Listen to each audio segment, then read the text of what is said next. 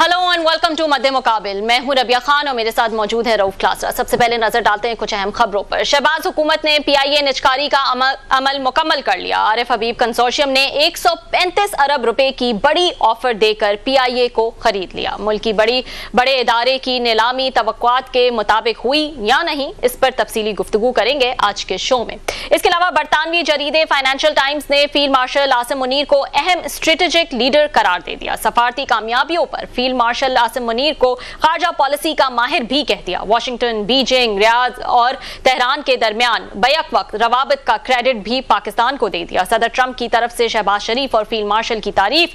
Mark Rubio का गजा में अमन फौज की तैनाती पर अहम बयान। पाकिस्तान के बढ़ते हुए आलमी किरदार और बैनुल अक़वामी सियासत पर गुफ्तगू करने के लिए हमारे साथ आज मौजूद होंगे सीनियर दिफाई तज्जियाकार कामरान यूसुफ। इसके अलावा मुल्की सियासत में बड़ा ब्रेक थ्रू। वजीर आजम शहबाज शरीफ ने पीटीआई को संजीदा मुज़ाकरात की दावत दे दी। अलीमा खान ने मुज़ाकरात की बात करने वाले पीटीआई रहनुमाओं को बानी पीटीआई का साथी ना होने का बयान भी दे दिया। तहरीक तहफ़्फ़ुज़ आइन के 2 रोज़ा कॉन्फ्रेंस के इनेकाद से भी लाइल्मी का इजहार कर दिया। पीटीआई और वजीर आजम की तरफ से मुज़ाकरात के हवाले से भी हम कोशिश करेंगे आज के प्रोग्राम में बात करें। और कौमी असम्बली खारजा कमेटी इजलास में चेयरपर्सन हिना रब्बानी खर ने फॉरेन ऑफिस की कारकर्दगी का पोस्टमार्टम कर दिया। अफसरान की कारकर्दगी पर सख्त सवालात उठाए। प्रेस काउंसलर्स और ट्रेड काउंसलर्स की बदतरीन परफॉर्मेंस पर भी नाखुश। सिफारत खानों में इन असामियों को खत्म करने का मशवरा भी दे दिया। दुनिया भर में फैले पाकिस्तानी सिफारत खानों का $22 मिलियन किराया अदा करने का इंकशाफ। कमेटी इजलास की अंदरूनी कहानी जानेंगे रऊफ क्लासरा की जबानी। लेकिन सबसे पहले बात कर लेते हैं, बड़ी खबर आई है आज पाकिस्तान के लिए और तकरीबन कह सकते हैं कि टू डेकेड्स जो है ये फर्स्ट मेजर ट्रांजैक्शन है प्राइवेटाइजेशन की। पीआईए जो है वो आरिफ हबीब ग्रुप ने इसके 75% जो है वो शेयर्स खरीद लिए हैं। 135 बिलियन रुपीस के में जो है ये शेयर खरीदा गया है। क्लासा साहब से भी कुछ डिटेल्स जो है वो ले लेते हैं। क्लासा साहब मुबारकबाद दें, खुश हों या कैसे देख रहे हैं इस पूरी डील को आप? जी बहुत आपका शुक्रिया। जैसे आपने कहा कि 2 डेकेड्स में पहली दफ़ा कोई हुकूमती एसेट जो है उसको बेचा गया है और इस पर बड़ी कंट्रोवर्सी रही है। मैंने और इमरान मगराना जो हमारा रिपोर्टर, हमने दर्जनों यहाँ मीटिंग्स जो है ना पीआईए की प्राइवेटाइजेशन पे अटेंड किए। नेशनल असम्बली की भी की हैं, कौमी असम्बली की के अलावा हमने सेनेट की भी की हैं। दोनों हमने यहाँ पे किए। बहुत कुछ हमें सुनने को भी मिला है, इंफॉर्मेशन, बैकग्राउंड और ब्रीफिंग्स, वो सारा तो बहुत कुछ आपके साथ शेयर किया जा सकता है। एक चीज़ तो ये तय थी, ये मतलब अभी आप इसमें बता रहे थे कि 10 बिलियन रुपीज़ हुकूमत को मिलेगा, बाकी 125 बिलियन जो है ना वो उसको ये अगेन उसकी इन्वेस्टमेंट की जाएगी, उस पीआईए में की जाएगी। अब उसका बताया नहीं है कि किस तरह की इन्वेस्टमेंट होगी, वो तो खैर बाद में पता चलेगा। इसमें मज़े की बात यह है कि अगर आपको याद हो निगरान दौर में जब फवाद नफाज साहब इसके ये वज़ीर निजकारी थे तो उन्होंने उन्होंने वहाँ पे कंसल्टेंट हायर किया था जिसने प्लान बना के देना था कि आप सारा पीआईए को बेचेंगे कैसे। उनको 2 बिलियन रुपीज़ की ये पेमेंट की गई थी तकरीबन उस वक्त। और वो बिक्का कितने में था उस वक्त, बोली जो लगी थी आपको याद होगा, ब्लू वर्ल्ड ने एक कमर्शियल प्लाट के बराबर उन्होंने ऑफर की थी 10 बिलियन रुपीज़ की, जिसमें पूरी कौम जो है 10 billion. Again it was shocked कि मतलब एक कमर्शियल प्लाट के बराबर उन्होंने कहा ये ले लें, प्लाट एक तरह का ले लें और पूरी पीआईए हमें दे दे, जिसमें से 2 बिलियन रुपीज़ आपने उसको दे दिया था, कंसल्टेंट को दे दिया। ये पता नहीं कैसे कंसल्टेंट ने और फवाद ने बैठ के सब कुछ बनाया था कि इसको उन्होंने वो कर दिया। उन्होंने वो 10 रुपए की बिकी। अभी आपने मिफ्ता इस्माइल साहब का जो भी आपने सुना होगा, मिफ्ता साहब कह रहे थे जनाब कि हमें पता है पिछली दफ़ा इसको जानबूझ के नाकाम किया गया था, इसकी पीआईए की बिडिंग जो थी। अब की दफ़ा भी हमें पता है कि जनाब ये किसको और क्यों बेची जा रही है। मिफ्ता साहब तो ये फरमा रहे थे, वो बड़ा उन्होंने इंपॉर्टेंट उन्होंने डिस्क्लोजर किया, वो फाइनेंस मिनिस्टर रहे, उन्हें इन तमाम चीज़ों का बातों का पता होगा कि वो क्या कहना चाह रहे हैं। अब की दफ़ा एक और भी ये कंसल्टेंट ने हायर किया गया, अब उसने भी 1-2 रुपया लिया होगा। तो 10 अरब में से तो आपके 3-4 बिलियन रुपीज़ तो कंसल्टेंट ले गए हैं। पहली फेल्ड थी, दूसरी आपकी कामयाब होगी, एक चीज़। अब दूसरा इसमें यह है कि ये जो कंसोर्शियम है ये बड़ा इंटरेस्टिंग कंसोर्शियम है जो आरिफ हबीब साहब का है। आरिफ हबीब साहब की अपनी जो मैं वार्ता देख रहा था, मैं खुद हैरान हुआ, मैं कि उनकी अपनी वार्ता तो कोई इतनी कोई वो जो सामने आ रही थी, थोड़ी हमने उसकी सर्च की, कोई इतनी बहुत बड़ी वार्ता नहीं है। मेरे ख्याल 45 बिलियन रुपीज़ विकीपीडिया पे जो मैं देख रहा था, it has yet to be, अगर ये तो नहीं कहूँगा फाइनल है, लेकिन विकीपीडिया को भी सोर्स इसमें समझा जाता है। वहाँ पे तो 45 बिलियन लगा रहे थे कि इनकी नेट वर्थ जो इस इनके एसेट की बनती है। इनके साथ जो कंसोर्शियम में ग्रुप है वो बड़े मज़े के हैं। इसमें सिटी स्कूल है, ये स्कूल जो है वो भी शामिल है इसमें। आरिफ हबीब है, फातिमा फर्टिलाइज़र है और लेक सिटी ये होल्डिंग जो है ना वो भी इसमें शामिल है। सो हाउसिंग सोसाइटी भी इसमें शामिल है पीए खरीदने में। इसमें आपकी खाद भी यह होगा, खाद बनाने वाले भी शामिल हैं इसमें। आरिफ हबीब साहब का कंस्ट्रक्शन का इनका वो भी रहता है, वो भी शामिल है और स्कूल भी है। सो तलीम भी है, कंस्ट्रक्शन भी है, इसमें हाउसिंग सोसाइटी भी है और खाद भी है। उन्होंने पीए खरीदी है ये साहब ने। ये मिलकर सबसे बड़ा मेजर जो चीज़ है मेरा ख्याल है बहुत से लोगों के लिए, वो सिटी स्कूल का पीए को खरीदना है। ये अभी तक ये बात जो है ये सामने नहीं आ रही थी कि इतना पैसा है सिटी स्कूल के पास कि उन्होंने पीए खरीद लिया, कंसोर्शियम का वो हिस्सा बने। अब कितना इसमें हिस्सा डालते हैं, 10 अरब है, 20 अरब है, वो तो खैर बाद में चीज़ें ब्रेक डाउन तो आता रहेगा। दो चीज़ें। तीसरी चीज़ ये है कि पीए जो है, जो सबसे ज़्यादा हमें बताया जाता था कि इसकी वजह क्या थी, बैड लोन्स थे, लॉसेस देख लें। इन्होंने तकरीबन 700 बिलियंस के रुपीज़ का इन्होंने लॉसेस दिखाया था कि टोटल जो over the period of time. उनके लिए एक अलहदा कंपनी बना दी गई थी, एक सेपरेट कंपनी। ये पैसा सारा वहाँ शिफ्ट कर दिया गया था, तो इसलिए वो लायबिलिटीज तो वो कैरी नहीं कर रहे, उनके पास नहीं जाएंगे जिन लोगों ने खरीदा है। वो हुकूमत पाकिस्तान, आप और मैं ही, वो जो जितने भी उनका बैड लोन्स हैं वो पाकिस्तान हुकूमत, पाकिस्तान के लोग जो है टैक्स पेयर का पैसा उस साइड पे जाता रहेगा, वो तो कंटिन्यू रहेगा। वो सिंपली इतना कह रहे हैं जो पाकिस्तान को सालाना लॉसेज हो रहा था इसको ऑपरेट करने का, पीए का मुलाजमीन की तनख्वाहें हैं, ऑपरेशन हैं, दीगर चीज़ें हैं, वो कम अज़ कम आपको सेव हो जाएगा, वो आपको नहीं देना पड़ेगा, जो इनका कहना है। और दरमियान में जो इनको लॉसेस थे पिछले सालों में बताया कि 90 बिलियन रुपीस के करीब थे, वो उनका ये ख्याल था कि पीए ये किसी कीमत पे बिकती है, आप इसको बेच दें ताकि जो रिकरिंग कास्ट है वो कम से कम आपकी बचनी चाहिए। सो पहले दिन से एक माइंड सेट तो यही था। ऊपर से जो उन्होंने गुलाम सरवर खान साहब ने वो पैलेट वाली कहानी डाली थी कि पाकिस्तानी पैलेट जो है इनके लाइसेंसेस ठीक नहीं है। इट वाज वो कहते हैं ना लास्ट एक स्ट्रॉ ऑन कैमल्स बैक वाला हिसाब हुआ कि उसके बाद तो बिल्कुल पीए के रूट्स बंद हो गए। सबसे ज़्यादा प्रॉफिटेबल रूट्स यूरोप था और आपके यूके वगैरह थे। पाकिस्तानी पायलट्स को बहुत सारी मुश्किलात हुई, उनको प्रॉब्लम आने पर अभी तक आपको पता है लंदन का वो जो रूट है आपको अभी तक नहीं आपको मिला। सो उसकी वजह से पीए को बड़ा नुकसान हुआ है। वो तो कई उसकी मिलियंस ऑफ डॉलर की डिटेल भी बता रहे थे कि कितने आपको, मेरा ख्याल 6 मिलियन आपको 600 मिलियन डॉलर के करीब पिछले वो कहते हैं आपके इस अरसे में आपका नुकसान हुआ है जब से पीए पे बैन लगा था 2019-20 के बाद। जो इनकी अपनी असेसमेंट थी जो वहाँ पर पेश भी की गई थी, ये उसमें फिगर दिए गए थे। और तीसरी चीज़ ये है कि पीए जो सबसे ज़्यादा सफ़र किया है वो है वहाँ पे जो पॉलिटिकल रिक्रूटमेंट हुई है। माजी में हमने देखा है कि स्पेशली पीपल्स पार्टी दौर में कि आपने अपने MNAs MPs को ज़्यादातर आपने पीए में सीटें दे दी थी कि आप पीए में बंदे भर्ती करवाएं। आगे बहुत सारे लोगों ने इसके लिए पैसे लेके, मैं सबकी नहीं बात कर रहा, पैसे लेके लोगों को जॉब दिए। एक जहाज़ के लिए अगर बाकी आपकी एयरलाइन जो हैं उनको अगर 10 बंदे चाहिए थे एक जहाज़ के लिए, तो हमारे वहाँ 100 बंदे खड़े हुए थे। तो जो कास्ट थी आपकी रन करने की कमर्शियल बेसिस पे, प्रोफेशनल इस लाइन्स पे, वो इतनी ज़्यादा आपकी बढ़ गई थी कि आपको हर साल हुकूमत से पैसे लेने पड़ गए थे। सो हुकूमत यही समझती है, इसमें बहुत सारे लोग साफ ज़ाहिर है they want be happy as well कि आपने जो इसका एक रिक्रूटमेंट सिस्टम बनाया हुआ था, वो रिक्रूटमेंट सिस्टम जो है आपका बजटिंग जो थी वो आपको ले बैठी है। फिर यहाँ पे लैक ऑफ इंटरेस्ट रही है, किसी ने इसको रिवाइव करने की कोशिश नहीं की। मुझे याद पड़ता है नवाज शरीफ साहब के दौर में 2016 में एक प्रीमियर एक सर्विस शुरू की गई थी श्रीलंका से, इन्होंने लीज पे जहाज लिए थे, वो भी बहुत बड़ा नुकसान करके जनाब वो भी बंद हो गई थी। So over the period of time overall ये कोई इतनी अच्छी वो नहीं रही इसके लिए हुकूमत के लिए तजर्बा या पीए के अपने लोगों के लिए।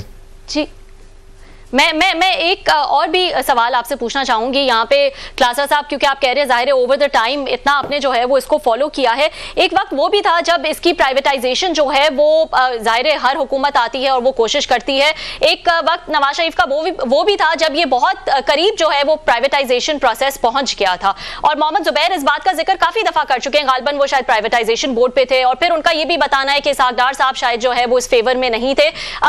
ओवरऑल इसको एक अनपॉपुलर डिसीजन, सियासत के लिए उनकी अपनी जो है वो अनपॉपुलर डिसीजन जो है वो समझा जाता है। तो इसको आप कैसा देख रहे हैं? अब जो है वो सारे खदशात खत्म हो गए हैं और जाहिर है जब हमेशा ये कहा जाता था कि विल ही नहीं है, तो now there you see a will now. बात यह है कि सारी बातें ठीक होंगी, वो ठीक कह रहे होंगे जुबैर साहब, मैं उनको नहीं कहता। ये प्रायोरिटीज की बात देखें, इस वक्त आपको पीआईए जो लोगों का एक अटैचमेंट है, लोगों की इमोशनल अटैचमेंट है पीआईए के साथ के आप नेशनल फ्लैग कैरियर है आपका, लोग दुनिया भर में जाते थे, बहुत सारे रूट से दुनिया भर में जाते थे, हमारे जो ऐसा बंद करके आपने दीगर उनको एयरलाइंस को दे दिया था। लोग आज भी प्रेफर करते हैं कि हम पीआईए पे सवारी करें क्योंकि हमारा इस पर झंडा लगा हुआ है। इसके लॉसेस तो उनको बड़े चुपते थे, इसको रिवाइव करने की जैसे मैंने कहा कोई इस तरह सीरियस क्वेश्चन नहीं हुई, तो हर दफ़ा एक दो इन्होंने वेट या कोई ड्राई लीजेस लिए भी सही, तो उसके बाद हमें नुकसान ही शो किया गया। अदरवाइज जहां पे इन्होंने पैसे खर्च करने थे, जहां पे इनके अपने बिजनेसेस थे, अब आईपीपीज को देख लें, आईपीपीज में 6 इस वक्त आईपीपीज ऐसे हैं जिनसे हुकूमत पाकिस्तान बिजली नहीं खरीद रही, बल्कि उनको कह रहे हैं आप अपने ये जो आपके आईपीपीज है इनको बंद रखें, हम आपको घर बैठे पैसे देंगे। ये बकायदा वहां पे आपकी कौमी असम्बली की एक कमेटी में बताया गया था वाटर एंड पावर की कि 6 आईपीपीज को कहा गया है कि आप घर बैठे कैपेसिटी चार्जेस लेते रहें। आप जब वहां पे आते, क्योंकि आपकी हुक्मरान जमात के अपने आईपीपीज हैं, हुक्मरानों के बच्चों के आईपीपीज हैं, इनकी फैमिलीज के हैं, इनके रूलिंग एलीट में, वहां पे तो आपको नहीं फील होता कि जनाब नुकसान हो रहा है। वहां पे आप ये देख 25,000 मेगावाट की आपको जरूरत होती है, आप 41,000 मेगावाट की वो लगा लेते हैं, बिजली के घर लगा लेते हैं, और 17-18,000 मेगावाट जो है उसके घर बैठे उनको पैसे मिल रहे हैं। तो वहां पे तो आपको नहीं चुपता, वहां पे कोई बात नहीं करता। यहाँ पे पीआईए का कहते हैं जनाब यहाँ पे हर साल का 30-35 हज़ार रुपया हमें चुप रहा है, 3,000 अरब का आपने कैपेसिटी चार्जेस बनाए हुए हैं। तो कहने का मतलब ये है कि उनकी प्रायोरिटी में ये चीजें नहीं थी। अभी देख डेवलपमेंट फंड देख लें, आपने 575 अरब आपने पिछले साल इनके लिए रखा था, एमएनएस के लिए रखा था, और बकौल शाहिद खकान, मतलब एमएनएस भी थे, दीगर एमपीज जो भी थे, उसमें शाहिद खकान अब्बासी साहब ने फरमाया था कि 35% सारी इसमें 30% कमीशन खाया जाता है। आप 575 अरब रुपया वहां पे एक साल में आप ज़ाय कर रहे हैं, वहां पे आपको वहां पे कमीशन भी दे रहे हैं, पैसे मतलब मिलजुल के खा पी रहे हैं। अपनी एयरलाइन को खड़ा करने के लिए आपको कहा जाए 2-3 अरब डॉलर का कोई इसमें इन्वेस्टमेंट करें, तो आप कहते हैं हमारे पास पैसे नहीं है। तो जहां पे आपको अपने अभी ईसीसी ने अप्रूवल दी है, ये मेरा ख्याल 90 अरब रुपए की अभी दी गई है डेवलपमेंट के लिए, उसमें स्कीमें हैं जो एमएनएस को दी जा रही हैं।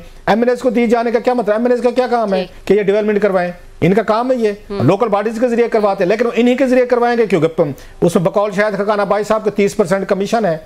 तो जहां पे आपको अपने मसले हैं वहां पे तो आपको कोई प्रॉब्लम नहीं है, आपने दुनिया भर में रूल्स खत्म कर दिया, ऐसा पीआई को आपने उसको ग्राउंड करवा दिया, जहाज नहीं खरीदे, इन्वेस्टमेंट नहीं की, और फिर आखिर पे कहते हैं घाटा, और घाटा तो होना था।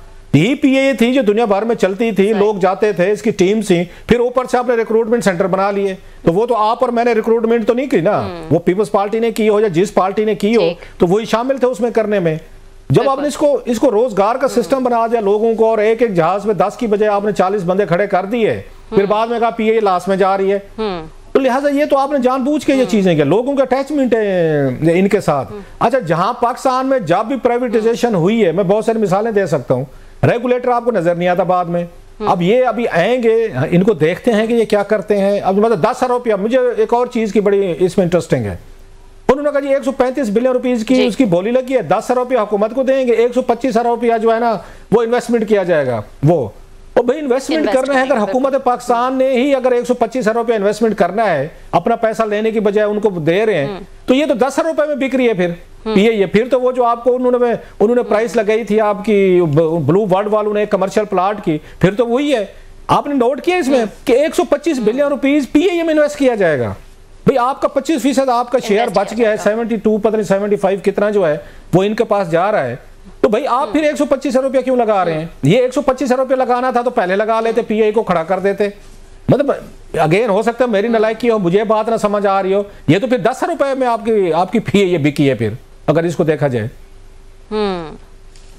ठीक ठीक ठीक ठीक। नाज़रीन, इसी पॉइंट पे जो है वो एक ब्रेक शामिल कर लेते हैं। ब्रेक के बाद कुछ मजीद अहम स्टोरीज है वो आपके साथ शेयर करेंगे। इनफैक्ट बरतानवी जरीदा जो है फाइनेंशियल टाइम्स, उसने जो है वो फील्ड मार्शल आसिम मुनीर को एक अहम स्ट्रेटेजिक लीडर जो है वो करार दिया है। एक आर्टिकल आया है जिसमें काफी तफसीली तौर पर जो है वो इस बात का जिक्र किया है। वाशिंगटन, बीजिंग, रियाज और तेहरान के दरमियान बैक वक्त जिस तरह से पाकिस्तान ने रिलेशनशिप अपने मैनेज किए हैं, उस हवाले से भी जो है वो इसका जिक्र किया गया है। इस पर बात करने के लिए ब्रेक के बाद हमारे साथ मौजूद होंगे सीनियर दिफाई तज्जियाकार कामरान यूसुफ। ब्रेक शामिल करते हैं, see you after short break.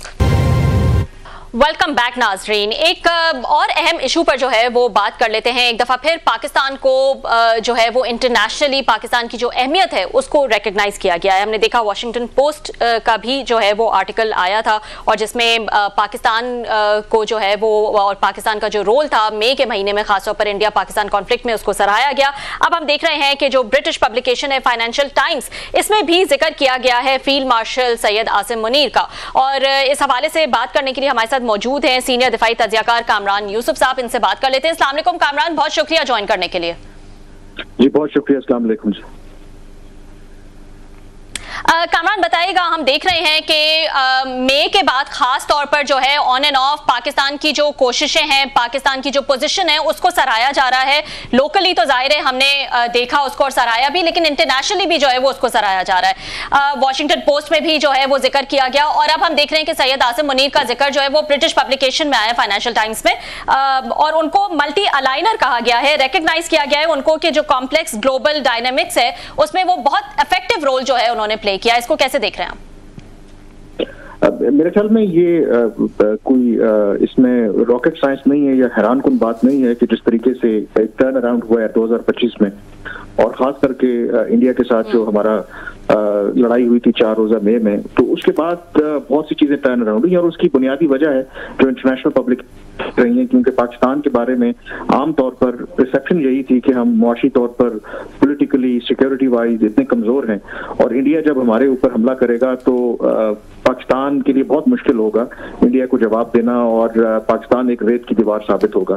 लेकिन जिस तरीके से पाकिस्तान ने रिस्पॉन्ड किया, जिस तरीके से पाकिस्तान ने उनके जहाज गिराए भारत के, और उसके बाद फिर यकसर जो पाकिस्तान के बारे में जो तासुर है मगरबी ममालिक में अदरवाइज वो मुकम्मल तौर पर तब्दील हुआ। और फिर दुनिया में जो इस वक्त जितनी हॉट स्पॉट्स हैं और इस वक्त जो एक ऑर्डर चल रहा है, जो सिचुएशन है, तो वो ममालिक जो मिलिटरीली स्ट्रांग है उनकी अहमियत पहले से कहीं ज्यादा बढ़ गई है।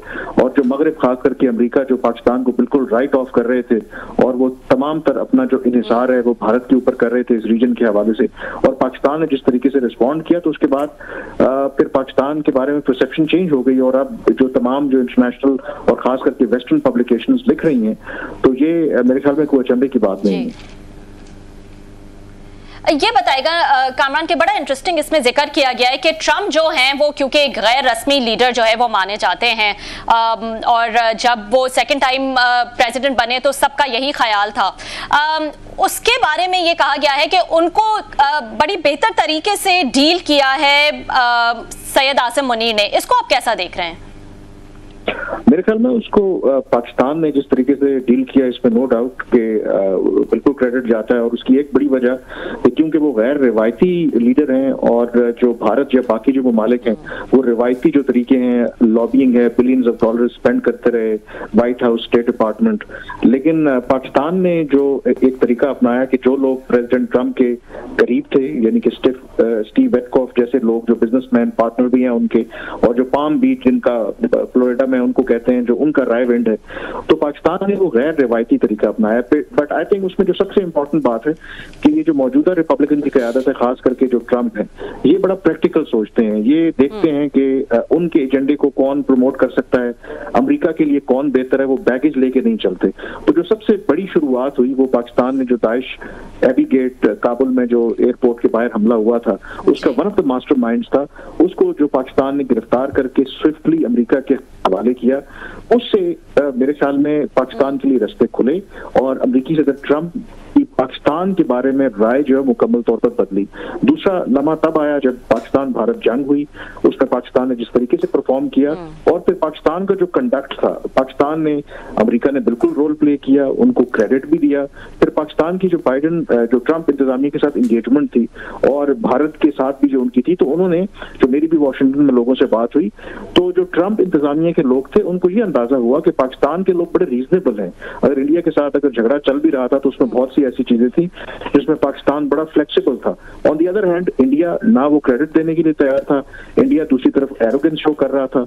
और फिर जो तीसरा लम्हा आया जब ईरान और इजराइल की जंग थी और in the middle of the war जो फील्ड मार्शल और आर्मी चीफ वहां पर गए और उनकी जो 2 घंटे तवील व्हाइट हाउस में मुलाकात हुई, तो तो उससे बिल्कुल वो आप कह लें कि एक स्टैंप लग गई कि ट्रंप को क्योंकि स्ट्रॉन्ग मैन पसंद है, वो कहते हैं कि वो अल्फा मैन लाइक वो पसंद करते हैं, उन्होंने कहते हैं कि सोल्जर को, एक जनरल को ऐसा नजर आना चाहिए, तो वो इम्प्रेस हो गए पाकिस्तान की फील्ड मार्शल से। और उसके बाद मेरे ख्याल में कल अगेन उन्होंने फ्लोरिडा में खिताब करते हुए उन्होंने कहा है कि जी highly respected Pakistan field marshal, इस तरह के जो अलकाबात हैं जिस तरह से उनसे याद कर रहे हैं। तो एक सीरीज ऑफ इवेंट्स हैं और इसमें नो डाउट कि पाकिस्तान ने जिस तरीके से जो हैंडल किया है ट्रंप को, तो उसने भी बड़ा एक अहम रोल प्ले किया, जिसने मेरे ख्याल में जो तमाम वॉशिंगटन के अंदर जो एक्सपर्ट्स हैं, माहिरीन हैं, वो भी परेशान है कि पाकिस्तान ने किस तरीके से जो डील किया है, और बाकी रेस्ट इज हिस्ट्री। कामरान साहब जी बहुत शुक्रिया आपका, आपने हमें ज्वाइन किया सर। अच्छा, अभी कुछ आपने भी उनका अभी आपने जिक्र किया इससे पहले कि हम दोबारा इन ट्रंप साहब पे और फील्ड मार्शल साहब पे दोबारा आए, कुछ सवालात और भी हैं। अभी आपने इंडिया का जिक्र किया कि इंडियंस जो हैं उनको वो ये समझते हैं कि रीजनेबल तरीके से उन्होंने डील नहीं किया, जो उनके बारे में मशहूर भी है शायद एरोगेंस जो है, या वो अपने आप को नेशनल प्राइड की बात करते हैं। ये जो अभी हमने देखा है कि इंडिया में एक और जो डॉलर था वो 10 रुपये 8 से 10 रुपये पिछले कुछ महीनों में बढ़ा है, जो इंडिया में बहुत बड़ा पैनिक है, क्योंकि इंडिया ने तो इसको ये माजी में नहीं एक्सपीरियंस किया। मैं हैरान होता हूँ, हंसता हूँ, तो हम 200 या 80-82 पे बैठे हुए हैं और वो अभी उनका मेरा ख्याल 81-82 से 90-91 हुआ, तो वहाँ पे चीखें निकल रही हैं। आप उसको समझते हैं कि डायरेक्ट लिंक्ड है उन तजारती, उनको सैंक्शंस कहें या उनको टैरिफ कहें जो अमेरिकन ने लगाए हुए हैं, और यकदम उस पर खामोशी छाई हुई है और डॉलर जो है वो बड़ी तेज़ी से गेन कर रहा है against the Indian currency. How do you see that? उसका कोई लिंक है इसके साथ? मेरे ख्याल में बिल्कुल बराह रास्त लिंक है, क्योंकि जिस तरीके से जो पाकिस्तान का जो सिंगल लार्जेस्ट अगर ट्रेडिंग पार्टनर, अगर हमारा वॉल्यूम तो बरामदात का उतना नहीं है, लेकिन अमेरिका हमारा सिंगल लार्जेस्ट जो है वो पार्टनर है, जो सबसे ज्यादा चीजें हम अमेरिका को एज ए कंट्री बेचते हैं। इसी तरीके से इन सैंक्शंस और सारी चीजों से पहले, टैरिफ से पहले, भारत की जो सबसे बड़ी मंडी थी, जो सिंगल लार्जेस्ट जो मंडी थी, वो अमेरिका ही थी। और अगर उसके ऊपर ऑलमोस्ट जो उन्होंने जिस तरीके से टैरिफ्स लगाए हैं और जो तमाम जो उससे मुतासर हुई है ट्रेड, तो नेचुरली ज़ाहिर है कि भारत की जो इकोनॉमी है उसका साइज बेशक बड़ा है, लेकिन उनकी डिमांड्स भी उसी तरह से, इम्पोर्ट बिल भी उनका उसी तरीके से है। तो उनके जो ज़र मुबादला के ज़खायर हैं, अगर आपकी बरामदात उस तरीके से मुतासर अब हो रही हैं बिकॉज ऑफ जो अमेरिका ने टैरिफ लगाए हैं, तो डॉलर के ऊपर और आपका जो इंडियन रुपी है उसके ऊपर दबाव तो आएगा। और वैसे भी जब इस तरह के टैरिफ्स लगते हैं तो इमीडिएटली तो इम्पैक्ट नहीं आना था, अब उसका इम्पैक्ट आना शुरू हुआ है, तो ये क्लियरली उसके साथ लिंक्ड है, there is absolutely no doubt. अच्छा, हम देख रहे हैं कोई इस पे बातचीत बंद ही है। पहले कोई हम सुन लेते थे कि बातचीत हो रही है, राब्ते हो रहे हैं, सेक्रेटरीज लेवल के लोग मिल रहे हैं। हम देख रहे हैं पिछले कुछ अर्से से 2-3 माह से कुछ ज़्यादा बातचीत नहीं हो रही इसके, अमेरिकन की और इंडियंस की इस पे। और अभी बल्कि फिर वहाँ से मैं मीडिया को फॉलो कर रहा था, फिर वो बता रहे थे कि ऑपरेशन सिंदूर 2 जो है वो भी लॉन्च हो सकता है। वो तो उसी चीज़ पे अभी तक अटके बैठे हैं कि अभी हमने ऑपरेशन जो है मुकम्मल नहीं किया। तो इसका मतलब इसका ब्रेक डाउन हो गया है, या इनके अभी भी बातचीत इंडिया की और इनके अमेरिकन की चलती रहेगी? आपकी क्या रीडिंग है सर ये यहाँ से? देखें, एक तो ओवरऑल अगर आप देखें इसमें हमें बेशक चलें, भारत हमें अच्छा नहीं लगता, लेकिन भारत ज़ाहिर है दुनिया की 5वीं बड़ी मईशत है, बहुत बड़ी मार्केट है। ओवरऑल अगर आप जियो स्ट्रेटेजिक इंटरेस्ट देखें तो अमेरिका के वक्ती तौर पर अभी ताल्लुकात बेशक खराब भी हों तो उनके साथ अलाइन करते हैं। तो लॉन्ग टर्म में तो मेरे ख्याल में चीज़ें शायद नॉर्मलाइज हो जाएं, लेकिन एट दिस पॉइंट क्योंकि बिल्कुल एक इशू है और उसमें ब्रेक डाउन आप इन दैट सेंस कह सकते हैं कि बहुत दफा ये अनाउंस भी हुआ कि शायद अब डील होने वाली है, अब डील होने वाली है, और लेकिन अभी तक डील नहीं हुई। और हाल ही में हमने देखा भी था कि किस तरीके से जो इस महीने के शुरू में जो रशियन प्रेसिडेंट है व्लादिमीर पुतिन, उन्होंने दौरा किया था दिल्ली का 4 साल के बाद, तो वो भी एक ऐसा सिग्नल था जिसको अमेरिका बिल्कुल पसंद नहीं करता, क्योंकि एक सबसे बड़ी रीजन तो ये भी है क्योंकि ट्रंप कहते हैं कि आप उनसे डिस्काउंटेड रेट के ऊपर तेल मत खरीदें, लेकिन जो भारत है वो स्टिल वो तेल सम ऑफ द अदर वो खरीद रहा है। तो ओवरऑल आई थिंक इस वक्त जो सिचुएशन आप कह सकते हैं कि एक वर्स्ट एक फेज उनका बिल्कुल गुजर रहा है, और कल जब हो सकता है कि ताल्लुकात इनके बेहतर एट सम पॉइंट होंगे भी, बट मेरे ख्याल में जो ये ट्रंप के दौर में अभी तक जो कुछ हुआ है वो लेवल ऑफ ट्रस्ट मुझे लगता है कि मुस्तकबिल में उस तरीके से नहीं आ सकेगा।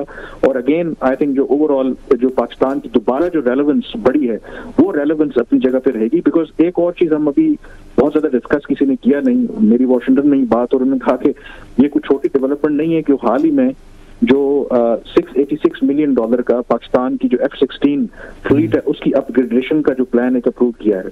मुझे भाई एक जिम्मेदार शख्सियत ने ये बताया कि ये ट्रम्प का पाकिस्तान के फील्ड मार्शल को ये बराह रास्त तोहफा है। अच्छा। आप सोच नहीं सकते कि ये इतनी बड़ी डेवलपमेंट है कि लास्ट टाइम जब बाइडन ने उस वक्त थोड़ी कम रकम से किया था तो बाकायदा इंडिया ने डिमार्श किया था जो अमेरिका के सफीर थे।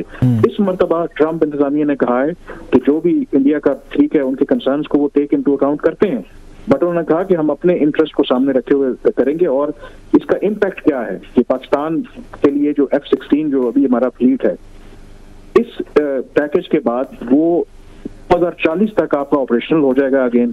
तो इंडिया को ये बात तो बिल्कुल भी वो पसंद नहीं आती। और इसके अंदर दूसरा एलिमेंट ये भी है जो फाइन लाइन है। नंबर 1 ये है कि उसमें अमेरिका जो है वो चाहता है कि उसको पता है कि अगर हम पाकिस्तान के साथ ये ताल्लुक भी खत्म कर देंगे तो कम्प्लीटली पाकिस्तान चीन के कैंप में चला जाएगा। पाकिस्तान की पर्सपेक्टिव में ये है कि हम भी अपने तमाम अंडे चीन की बास्केट में नहीं डालना चाहते। F-16 के प्रोग्राम का अलाइव रहने का मतलब ये है एक डेलिकेट बैलेंस हमने भी मेंटेन किया हुआ है। तो ये जो सिर्फ जो आप कह सकते हैं ना कि जुबानी ट्रम्प जो है पाकिस्तान की तारीफें नहीं कर रही, सब्सटेंटिव अंडरलाइन जो डेवलपमेंट्स भी हो रही हैं। इस पे आते हैं ट्रम्प, एक और बहुत बड़ी इस रीजन में डेवलपमेंट्स हो रही हैं यकीनी तौर पर, क्योंकि फॉरेन ऑफिस को आप ये फॉलो भी करते हैं, बड़ा मॉनिटर भी करते हैं। ये बांग्लादेश में जो कुछ हो रहा है उस पर पाकिस्तानी फॉरेन ऑफिस उस पर आंख रख रहा है। वहाँ पे दोबारा राइट्स हो रहे हैं, वहाँ पे दोबारा हम देख रहे हैं इंडिया और उनके दरमियान, बांग्लादेश के दरमियान मजीद मसले पैदा हो रहे हैं। और दरमियान में जो एक स्टेटमेंट दिया है आपकी आंख से यकीनी तौर पर गुजरा होगा, जो बांग्लादेश में या रूस के सफ़ीर हैं उनका वीडियो क्लिप है जिसमें वो बांग्लादेशीज को कह रहे हैं कि जनाब आप लोगों को इंडिया के साथ इस लेवल पर जाके लड़ाई नहीं करनी चाहिए, हॉस्टिलिटी नहीं बढ़ानी चाहिए, क्योंकि इंडिया और हमने मिलकर आपको आज़ाद कराया था। पाकिस्तानी फॉरेन ऑफिस तक ये क्लिप पहुंचा है, कुछ इन्होंने इस पर कोई बातचीत की है रशियंस को, कोई उनके साथ मसला उठाया कि आपके सफ़ीर बांग्लादेश में बैठ के इस बात का एतराफ़ कर रहे हैं, इतना बड़ा एतराफ़ है कि जनाब कि हमने ये 71 की वार में इसको आज़ाद करवाया था और पाकिस्तान से आज़ाद करा के दिया था। ये तो रशियन की इतनी बड़ी एडमिशन मतलब है, ठीक है पता तो सबको था, लेकिन ये एडमिशन करना ढाका में बैठ के, इस पर कोई हमारे कोई फॉरेन ऑफिस ने कोई रिएक्ट किया या वो कहते हैं नहीं हम इस पर बात नहीं करेंगे? नहीं, अभी तक तो मेरी ऑनेस्टली किसी फॉरेन ऑफिस के ऑफिशियल से बात तो हुई नहीं है, लेकिन आई एम श्योर कि इसको बड़ा सीरियसली लेंगे। और जो बांग्लादेश की आप बात कर रहे हैं ये एक इंडिया के लिए एक बहुत बड़ा सेटबैक है और शेख हसीना वाजिद की हुकूमत के खात्मे के 1.5 साल के बाद भी आज भी एंटी इंडिया सेंटिमेंट इससे कहीं ज्यादा है। मैं हाल ही में दोहा ग्लोबल फोरम कतर में मौजूद था, तो वहां पर मेरी कुछ जो बांग्लादेश के पॉलिटिशियंस थे, इसके अलावा कुछ बिजनेसमैन थे, उनसे मेरी बात हुई। तो वहां पर जो अभी आपने रशिया की बात की या इंडिया ने किस तरीके से पाकिस्तान दो लख्त हुआ, तो मैंने इस इशू के ऊपर भी उनसे डिस्कशन की। तो उन्होंने कहा कि जो नौजवान नस्ल है बांग्लादेश की, अब वो 1971 का जो परसेप्शन इंडिया ने बनाया था वो चेंज हो रही है। वो जो पाकिस्तान के ऊपर ठीक है ज्यादतियां हुई होंगी, लेकिन वो कहते हैं 30 लाख लोगों को मार दिया, वो लोग समझते हैं कि ये बिल्कुल इंडिया का प्रोपेगेंडा था। और हाल ही में इवन के इंडिया की जो लोकसभा है, उनकी फॉरेन अफेयर्स की कमेटी है, उन्होंने 100 पेजेस के ऊपर एक रिपोर्ट छापी है जिसको शशि थरूर ने तहरीर किया है, और उसमें उन्होंने कहा है कि for the first time since 1971 जो बांग्लादेश के अवाम हैं वो इंडिया के रोल को शकूक व शुबहात की नजर से देख रहे हैं। एंड मोर इम्पोर्टेंटली मैं इससे भी आगे जाऊं कि पाकिस्तान इंडिया के बारे में तो सेंटिमेंट है ही है एंटी इंडिया बांग्लादेश के अंदर, लेकिन वहां पर लोग ये कह रहे थे, जो मुझसे लोग मिले तो मैं बड़ा हैरान हुआ, वो कहते हैं कि अगर पाकिस्तान और बांग्लादेश की कन्फेडरेशन बन जाए तो ये बेहतरीन काम हो जाएगा। मैंने कहा कि बांग्लादेश की अवाम क्या इसके लिए तैयार है? कहता है कि मेजॉरिटी अवाम ये चाहती है, बांग्लादेश की अवाम। इस लेवल का सेंटिमेंट इस वक्त पाकिस्तान के बारे में, और यही वो बड़ी वजह है कि इंडिया इसको अपना एक नेशनल सिक्योरिटी थ्रेट समझता है। और ऑलरेडी एक आध उनके जो पॉलिटिशियन हैं बांग्लादेश के, उन्होंने यहाँ तक कहा था, जो 7 सिस्टर स्टेट्स की बात होती है जिसका जमीनी रास्ता आपको पता है कि इंडिया की जो है वो बांग्लादेश से ही सिर्फ जाता है, वो जो इंडिया से है वो बड़ा एक चिकन नेक जिसे कहते हैं, सिलीगुड़ी कॉरिडोर जो है। तो इंडिया के लिए बहुत बड़ा ये एक सेटबैक है, और यही वजह है कि इंडिया उसका बदला लेने के लिए, न्यूट्रलाइज करने के लिए अब अफगान तालिबान के साथ पीने बढ़ा रहा है। तो ये रीजन के अंदर जाहिर है कि बहुत बड़ी गेम चल रही है, और मुझे लगता है कि ये जो स्टूडेंट लीडर भी उनकी रिसेंटली असैसिनेशन हुई है, इसके पीछे भी बिल्कुल इंडिया है। एक और के ऊपर भी अटेम्प्ट हुई है जिसकी वजह से वो केओस चाहते हैं, क्योंकि अगले साल के शुरू में जो इलेक्शन होना है उसमें एक्सपेक्टेशन यही है कि जो भी गवर्नमेंट आएगी वो सख्त भारत मुखालिफ होगी और प्रो पाकिस्तान होगी और प्रो चाइना होगी। अच्छा, इसको ये रशियंस, ये सफ़ीर का इस वक्त बयान देना वहाँ ढाका में बैठ के डेफिनेटली तौर पर उन्होंने मॉस्को से इजाज़त लेके दिया होगा, क्या इसके बाद रशियंस ने अपनी लाइंस ड्रा कर लिए कि पाकिस्तान के साथ हम ये बात ये खोल कर करेंगे कि आपको जो डिफीट हुई थी या 71 में जो कुछ हुआ था हमने आपको करवाया था? मतलब ये थोड़ी सी अनयूजुअल सी बात नहीं लग रही कि इस वक्त पाकिस्तान के रशिया के साथ भी तल्लुकात नॉर्मल हैं, कोई ऐसी कोई बात भी नहीं है, दुनिया के बाकी मुल्कों के साथ भी हैं, रशियन सफ़ीर को आके ये बात करना ये कैसा लग रहा है आपको? ये देखिए, इसका कॉन्टेक्स्ट देखना पड़ेगा। ये पॉसिबल है क्योंकि एक बात तो है, देखें कि जो बांग्लादेश है वो तीनों तरफ से इंडिया से घिरा हुआ है और क्या बांग्लादेश अफोर्ड कर सकता है इस लेवल की हॉस्टिलिटी? ये मुमकिन है कि उन्होंने एक in a good way, good intention में कि ठीक है आपके जो भी सेंटिमेंट्स हैं but you have to have good relations with India या मैनेज आपको करना पड़ेगा, मतलब ये इस कॉन्टेक्स्ट में भी हो सकता है। ओवरऑल मुझे नहीं लगता, क्योंकि रशिया बेशक एक पावर है बट वो ऑपरेट करती है अंडर चाइना। चाइना की पॉलिसी, चाइना तो कभी भी नहीं चाहता कि बांग्लादेश के अंदर जो उसके इंटरेस्ट हैं, क्योंकि इस वक्त सिर्फ पाकिस्तान के साथ बांग्लादेश के ताल्लुकात से डर नहीं है इंडिया को, चाइना जो है उससे ज्यादा उनको बड़ा थ्रेट है कि ये जो जो प्रो इंडिया गवर्नमेंट का खात्मा हुआ है तो उसमें चाइना और पाकिस्तान मिलकर वहां पे इन्वेस्ट करेंगे। तो मेरा ख्याल है कि रशियन जो एम्बेसडर का जो भी स्टेटमेंट है, बट ओवरऑल मेरा नहीं ख्याल कि रशिया को ऐसी बड़ी पॉलिसी शिफ्ट लाएगा जो इस तरह की पॉलिसी शिफ्ट हो जो बेसिकली चाइना के जो इंटरेस्ट हैं, जियो स्ट्रेटेजिक इंटरेस्ट, उनको भी किसी तरीके से हर्ट करे। तो इस स्टेटमेंट का कॉन्टेक्स्ट देखने वाली बात है, बट सर्टनली अनयूजुअल है क्योंकि रशियन आमतौर पर जो बड़े कोल्ड किस्म के लोग होते हैं यूजुअली इस तरह के जो स्टेटमेंट्स हैं वो देते नहीं है। अब उन्होंने क्यों स्टेटमेंट दिया है, that needs to be looked at. बहरहाल उसको आप देखिएगा क्योंकि आप उसका बेहतर समझ सकेंगे। अच्छा, अब थोड़ा सा चलते हैं वाशिंगटन की तरफ। मार्क रूबियो की आपने सुनी होगी जो उन्होंने प्रेस टॉक की है जिसमें उनसे सवाल भी किया गया इसी गजा में फोर्सेस भेजने के हवाले से। वेरी मीनिंगफुल स्टेटमेंट उन्होंने दिया जी कि पाकिस्तान के साथ कुछ सवाल और जवाब होने, बाकी चीज़ें तय हो चुकी हैं, कुछ क्वेश्चन आंसर रहते हैं, तो फिर उसके बाद ही हम उस पर बातचीत करेंगे। वो कोई आप तक पहुंचे हैं कि पाकिस्तान और अमेरिका के दरमियान गजा में वो जो पीस फोर्स जानी है, कौन से ऐसे क्वेश्चन आंसर हैं जो अभी रहते हैं पाकिस्तान की तरफ से या अमेरिकन की तरफ से? मेरा ख्याल पाकिस्तान की तरफ से ज़्यादा है। और ये भी खबरें आ रही थी दरमियान में कि शायद ये फील्ड मार्शल जो है एक दफ़ा फिर ये इन्हीं मसलों पर ये डिस्कशन के लिए उनको वाइट हाउस बुलाया जाए, वहाँ पर वो विजिट करें अमेरिका की। इसमें कहाँ तक सच्चाई है और मार्को रूबियो वाले स्टेटमेंट को आप कैसे देखते हैं? देखिए, जो मार्को रूबियो का स्टेटमेंट है, अगर आप उनके स्टेटमेंट को देखें तो जो पाकिस्तान की इस वक्त पोजीशन है तो उसमें आपको एक ममासलत नजर आती है। उन्होंने ये बिल्कुल बात कही कि और पाकिस्तान भी ये कह चुका है कि असूली तौर पर हम इसके अगेंस्ट नहीं है, हम शामिल होना चाहते हैं, लेकिन किन कंडीशंस पर होना चाहते हैं that remains to be seen. और उसमें उन्होंने ये चीज बिल्कुल कही है कि ये वाली जो चीज है कि पाकिस्तान जो है वो शामिल अगर होना चाहता है तो बहुत से सवालात हैं। और अब वो क्या सवालात हैं? आई थिंक जो सबसे अहम जो उसके अंदर क्वेश्चन है कि मैंडेट क्या है, क्योंकि आमतौर पर तासुर यही है कि जो भी इंटरनेशनल स्टेबलाइजेशन फोर्स बनेगी उसका बुनियादी जो पर्पस है वो वहां पर हमास को डिसार्म करना है। लेकिन पाकिस्तान का जो सबसे बड़ा जो अदरवाइज भी कहा है और वो कन्वे भी किया है, जो रेड लाइन है, और वो रेड लाइन पाकिस्तान की बड़ी वाज़ेह है कि हम कोई भी ऐसा काम नहीं करेंगे वहां पर जो हमास हो या कोई भी ग्रुप हो उसको गैर मुसल्लह करना, फलस्तीनियों के खिलाफ हम इस्तेमाल नहीं होंगे। हमारा अगर रोल होगा या जो भी फोर्स बनती है तो वो होगी पीस कीपिंग, पीस इन्फोर्समेंट हम नहीं करेंगे। पीस कीपिंग का मतलब ये है कि हम एक सेफ जोन के अंदर और फलस्तीनियों की मदद करेंगे ह्यूमैनिटेरियन असिस्टेंस में। जहां तक पीस इन्फोर्समेंट का ताल्लुक है वो फलस्तीन की जो फोर्सेज हैं वो उनका काम है, और ये एक बुनियादी तौर पर उसमें एक रेड लाइन है पाकिस्तान की। और अगर इसका कोई हल निकल आता है, कोई ऐसा वो एक मैंडेट और रूल्स ऑफ द एंगेजमेंट तय करते हैं कि जिसमें जो भी इंटरनेशनल स्टेबलाइजेशन फोर्स होगी वो डायरेक्टली कन्फ्रंट नहीं करेगी वहां पर जो भी फलस्तीनी ग्रुप हैं, तो फिर डेफिनेटली पाकिस्तान के लिए एक ओपनिंग है। और फिर ये तासुर के ये जो बेसिकली इंटरनेशनल स्टेबलाइजेशन फोर्स है ये इजराइल के साथ मिलकर वहां पर हमास को डिसार्म करेगी।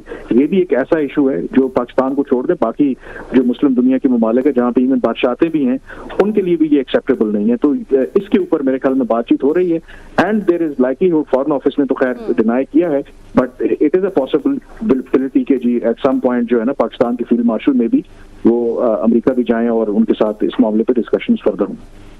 ये पाकिस्तान के पास कितनी स्पेस है आपका ख्याल है कि अमेरिकन को या उनको इनकार करने की, क्योंकि हमने तो अपनी तरफ से रेड लाइन हमने तो आप बता रहे हैं कि हमने ड्रॉ कर ली हैं, लेकिन अमेरिकन स्पेशली जितनी वो तारीफ़ें करते हैं इनके फील्ड मार्शल की, पाकिस्तान की, सब की, वज़ीर आज़म की, तो उसके पीछे लोग तो ये समझते हैं कि जनाब कि वो पाम साहब जो है कहीं ना कहीं कंसेशन तो चाहते हैं कि पाकिस्तान आर्मी जो है ये थोड़ी सी रेड लाइन जो है उनसे हट कर भी बात करे। तो पाकिस्तान कितना दबाव ले सकता है, स्पेशली जब हम उन अमेरिकन की गुड बुक्स में और वो हमसे बहुत तवक्को रखते हैं कि जनाब कि जब तक पाकिस्तान एक्टिवली अपनी फोर्स नहीं भेजेगा तो शायद वो बात नहीं बनेगी, चाहे बाकी जितने मुस्लिम ममालिक जो है अपनी फोर्स भेजें।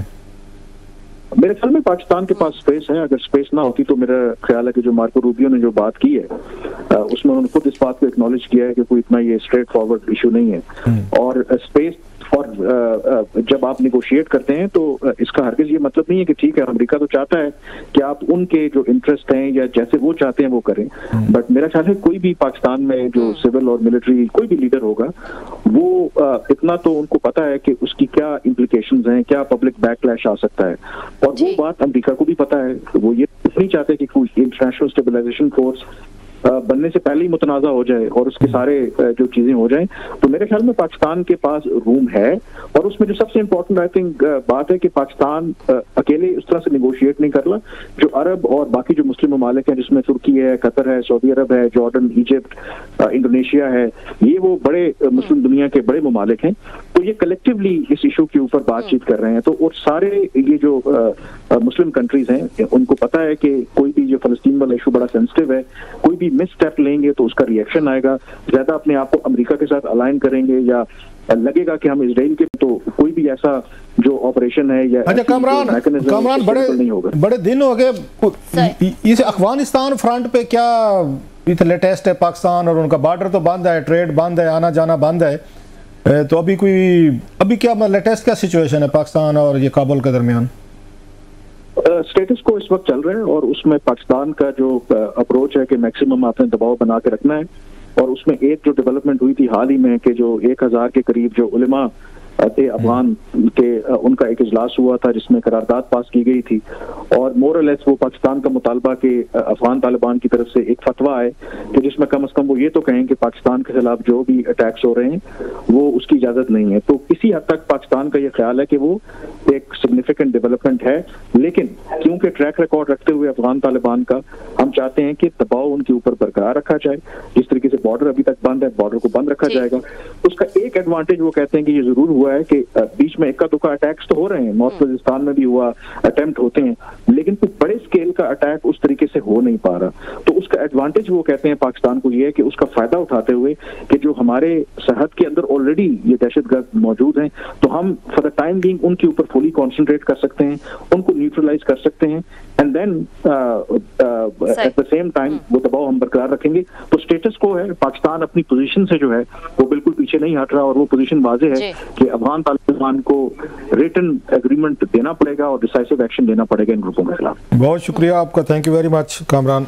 ठीक, थैंक यू, बहुत बहुत शुक्रिया कामरान हमें ज्वाइन करने के लिए। कामरान यूसुफ सीनियर दिफाई तज्जियाकार हमारे साथ मौजूद थे, और रिसेंटली जो फाइनेंशियल टाइम्स में आर्टिकल आया फील्ड मार्शल सैयद आसिम मुनीर के हवाले से, उस हवाले से हम बात कर रहे थे। हमने देखा था वॉशिंगटन पोस्ट में भी जो है वो इसी किस्म का कुछ आर्टिकल आया था पाकिस्तान को लेकर कि पाकिस्तान किस तरह से एक अनडिजायर्ड स्टेट से अब यूएस का की पार्टनर जो है वो बन चुका है, और 2025 जो है वो पाकिस्तान यूएस रिलेशनशिप के लिए नहायत ही अहम रहा है। इस हवाले से हमें डिटेल्स दे रहे थे। एक ब्रेक ले लेते हैं नाजरीन, ब्रेक के बाद दोबारा हाजिर होंगे।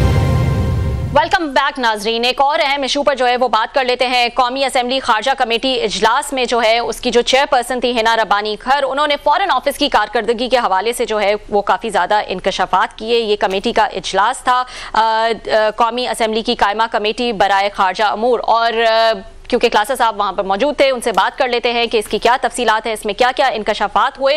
इस हवाले से क्लासा साहब से पूछते हैं। जी क्लासा साहब, क्या डिटेल्स हैं आपके पास इसकी? जी बिल्कुल, आपको पता है कि फॉरेन अफेयर्स की कमेटी जो बड़ी अहम कमेटी समझी जाती है, हिना रब्बानी खर साहबा जो है साबिक फॉरेन मिनिस्टर भी हैं और वो MNA भी हैं, तो उनको कमेटी का चेयरपर्सन जो है बनाया गया। बड़े अरसे बाद ये कमेटी का इसका इजलास जो हुआ है, और इसमें जो एजेंडे पे आइटम थे वो भी बड़े उसमें अहम थे। साफ ज़ाहिर है पाकिस्तान अफगानिस्तान का मसला चल रहा है, बाकी रीजन में खित्ते में वो सारी चीज़ें हैं, वहाँ पे ये फॉरेन ऑफिस के उसमें फॉरेन सेक्रेटरी भी आई हुई थी, वज़ीर वगैरह तो आते नहीं है ना। इसहाक डार साहब को तो मैंने कभी नहीं देखा वहाँ पे वो आए हों या दीगर कोई, उसमें मोस्टली ये फॉरेन ऑफिस के डिप्लोमेट्स जो हैं वही शरीक होते हैं। और मेरा ख्याल है उन्होंने कोई हिना रब्बानी खान साहब ने पूछा भी नहीं है कि इसहाक डार साहब वो क्यों मौजूद नहीं है, वो आते और कमेटी को वो ब्रीफ करते।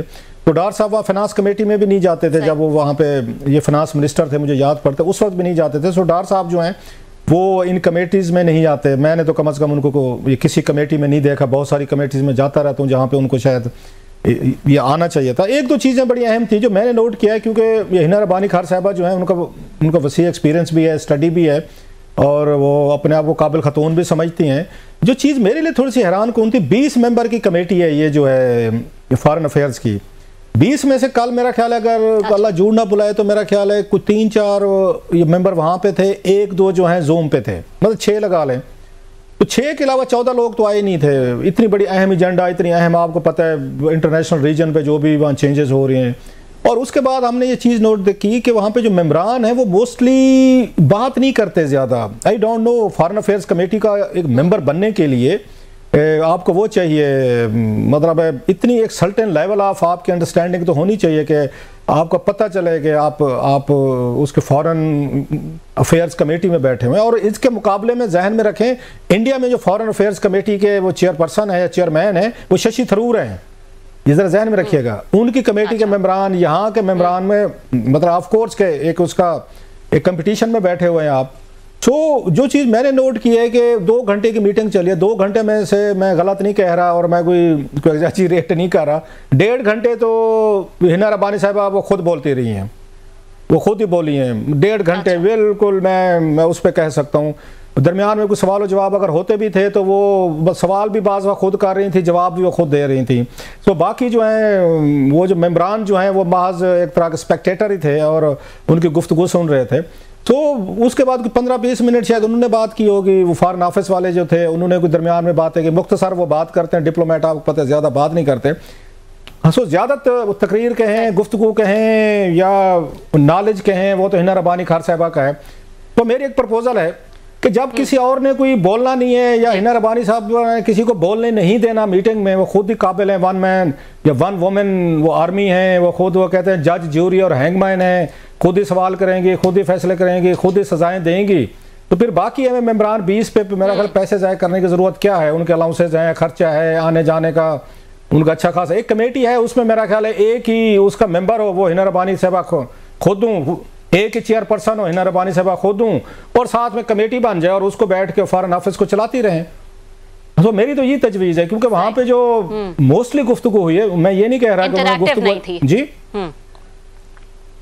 इंटरैक्टिव नहीं थी, इंटरैक्टिव बिल्कुल नहीं थी, बिल्कुल नहीं थी। और कोई उसमें 1-2 जगहों पे उन्होंने कहा, मतलब सख्ती उन्होंने उनकी परफॉर्मेंस एक्सपोज भी की, क्योंकि खुद फॉरेन अफेयर्स में वो मिनिस्टर रही हैं, सो उनको बहुत सारी चीज़ों का पता है। खुश तो नहीं थी, उन्होंने कहा भी सही कई दफ़ा। बस एक दफ़ा उन्होंने बात की कि जनाब आपके पास ये जो ये प्रेस काउंसलर हैं, ये ट्रेड मिनिस्टर हैं, फारिग करें, इनका क्या काम है? उन्होंने कहा मैं चाहूँ तो इसमें 3 मिनट में चैट GTV जो है मैं उस पर अगर वही इन्फॉर्मेशन ले सकती हूँ जो वो दे सकते हैं, हमने उनका क्या करना है? तो उस पर वो कॉमर्स मिनिस्ट्री की खतून आई थी, जॉइंट सेक्रेटरी थी, बड़ी अच्छी ऑफिसर थी, उन्होंने अच्छी गुफ्तगू की। उन्होंने बड़ा ब्लंट इनसे पूछा वहाँ के वो जो चैट GTV की इन्फॉर्मेशन आपके पास आएगी, आप उस पर रिलाय कर सकती हैं अगर हम इन तमाम को इनको फारिग करवा दें, ये जो काउंसलर हैं प्रेस पे के या ये ट्रेड के, आपने कह तो दिया है, फतवा तो दे दिया कि सबको फारिग करें, तो लेकिन उनको ये क्रेडिट जाना चाहिए। हिना साहिबा को फौरन कहा नहीं। मतलब यह था कि जब आप चैट GTV पे उनका क्या कंपैरिजन कर रहे हैं आप उनके साथ, ट्रेड काउंसलर के साथ, प्रेस काउंसलर के साथ, फिर उन्होंने एक्सप्लेन किया कि जनाब ये ट्रेड काउंसलर हमें कितने ज़रूरी चाहिए होते हैं। हिना रब्बानी साहिबा खुद वजीर है, उन्हें पता होना चाहिए था। वो मतलब वो ये कह रही थी कि आप आउटडेटेड हो गए हैं, मेहनत नहीं करते, लोगों से इंटरेक्ट नहीं करते, चीज़ें नहीं करते। फिर उन्होंने फॉरेन ऑफिस वालों ने उनको बताया कि जनाब कि ये जो हमारे ये ट्रेड के हों या प्रेस के लोग जो हैं ये कितने रोल अदा करते हैं जो सामना नहीं आता। नाज़रीन आज के लिए इतना ही, कल आपसे फिर मुलाकात होगी कुछ मजीद खबरें, मजीद इश्यूज के साथ। सी यू टुमारो।